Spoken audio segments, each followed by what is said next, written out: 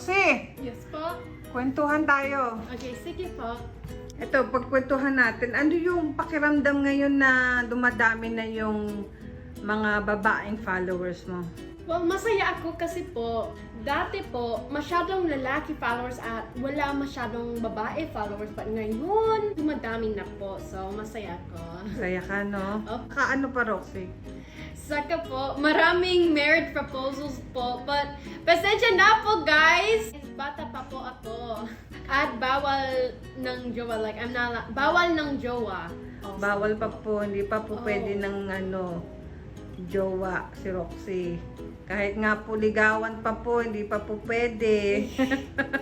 Bata pa po. Na pasensya na, guys. I can't accept ng marriage proposals niyo, guys. Okay lang po ng crush. That okay lang. But hindi po ng marriage proposals at jowa po. Bawal po. Bawal pa. Okay. Mga basher mo, Roxy, marami silang mga opinion na gusto mong gawin, wag mong gawin to, gawin mo yan. Opo, guys. I respect your opinion po, pero my life po. So, ako pa rin po ng boses. Ikaw pa rin yung Mga makakapag-desisyon. boss. Opo. Pero okay lang sila Yeah, mag-opinion, okay lang diba? ng opinion nyo, guys. Lahat ng comments nyo ay binabasa ko. Mhm. Pero, pasensya na po, guys, because sobrang comments at I can't reply to lahat of you guys, lahat tao. So, pasensya na, guys, I can't comment to all of you guys. Pasensya na po. At po, to all ng bashers to say that I'm mataba, I'm going to the gym na. So, okay lang po. Baby fats lang, guys. Baby fat? Natural lang po. Natural.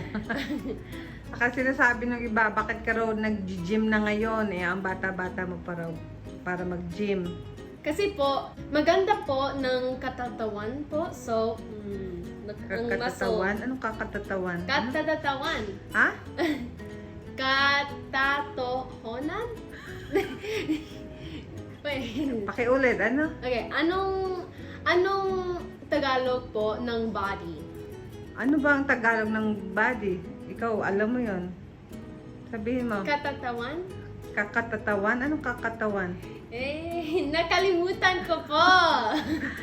Tama naman eh. Katawan. Oh, katawan po. Ayun. Magandang ng katawan nyo, guys, ng muscles. Mga para sa inyong katawan. Yeah, toning lang po, hindi bodybuilder po. Ah, okay. Just toning lang. Toning lang. Ano mo, ganap mo ngayong araw na to? Pupunta ako po sa taekwondo at sa gym. Eskwelahan po ng homework. Tapos ka na kanina ng school, di ba? Opo. Nang tutor ko sa umaga po, tapos na, but Meron ka pa hapon? yeah, meron sa 3 o'clock po. Paalam, guys!